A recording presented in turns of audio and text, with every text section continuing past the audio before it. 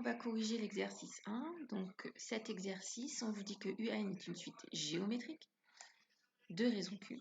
C'est important. Pour chaque question, déterminez la bonne réponse.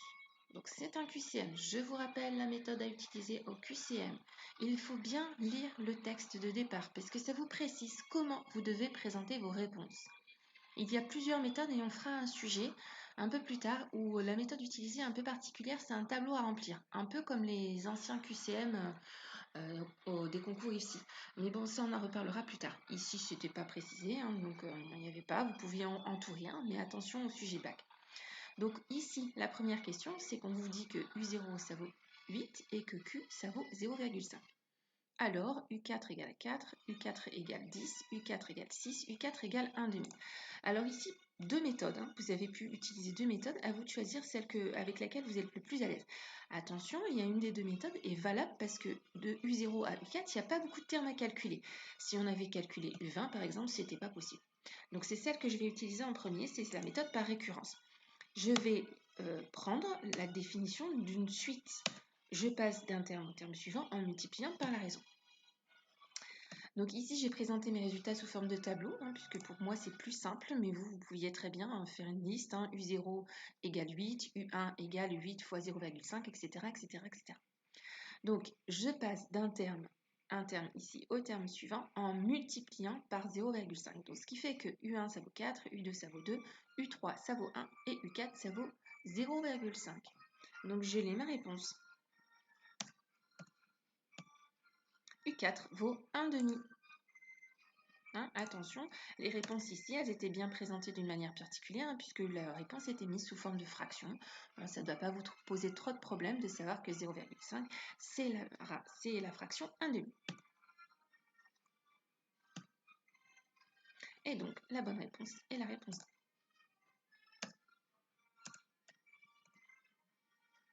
Ensuite, vous pouvez utiliser une autre méthode avec le terme général.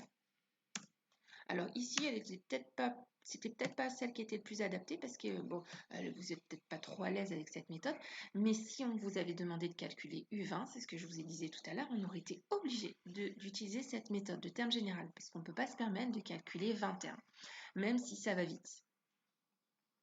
Donc UN est égal à U0 fois Q puissance N. Ça, c'est mon expression de UN en fonction de N. Alors, je sais que c'est celle-là parce que je sais que ma suite, elle commence à U0.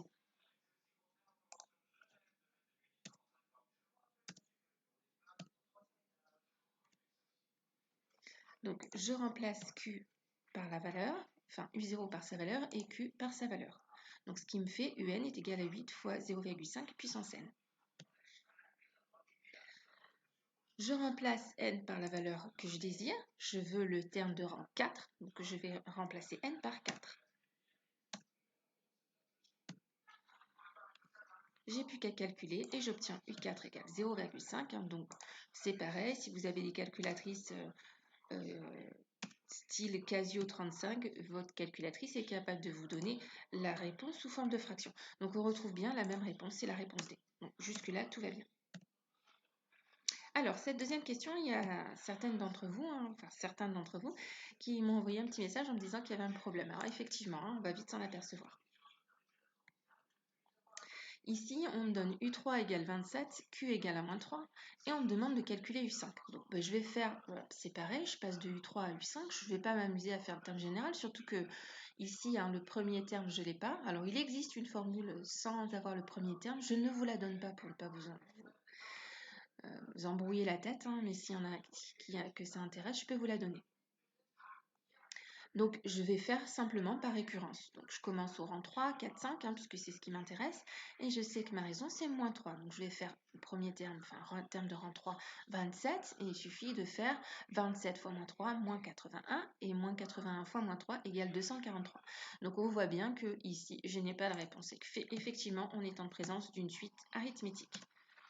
Donc, je ne rectifie pas, puisque ce n'est pas le sujet de cet exercice. L'objectif était de vous faire travailler uniquement avec des suites géométriques. Donc on passe à la question suivante.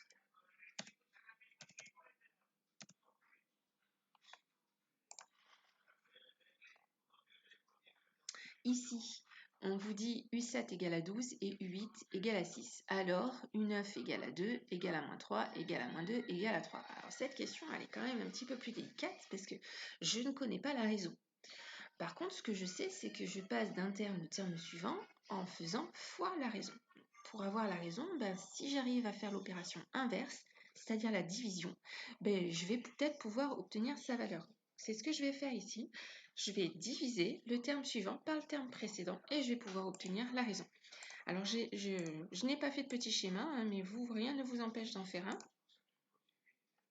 On avait déjà fait un exercice de ce style-là avec les suites arithmétiques. Donc, je vais calculer la raison.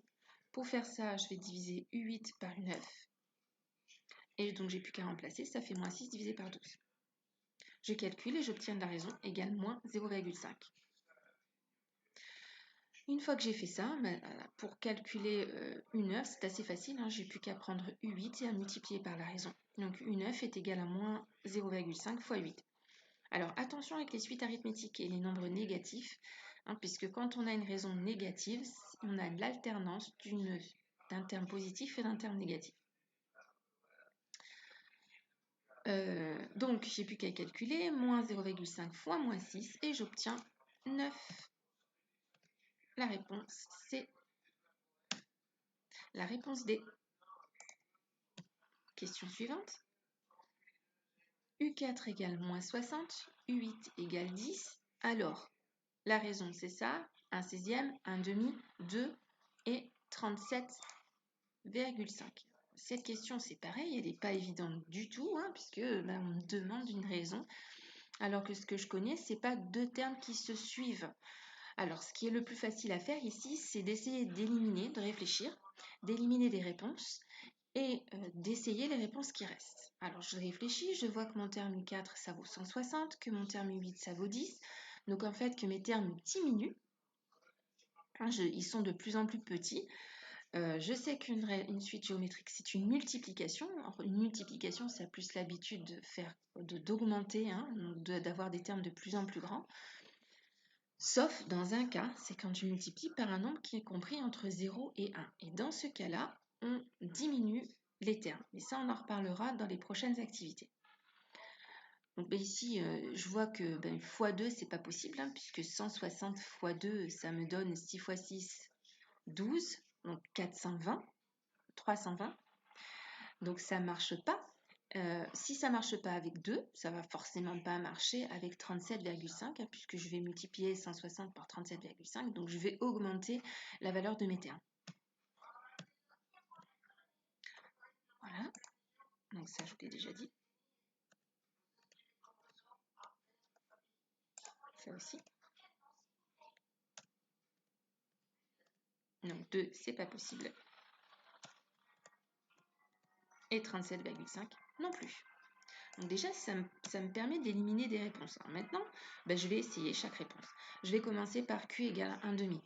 Alors pourquoi Q égale à 1 demi et pas pourquoi Q égale à 1 16e? Parce que vous voyez quand même que la différence, elle n'est pas si énorme que ça.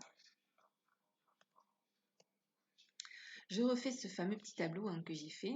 Donc je mets le rang, je mets le terme, rang 4, puisque je commence au rang 4 jusqu'au rang 8.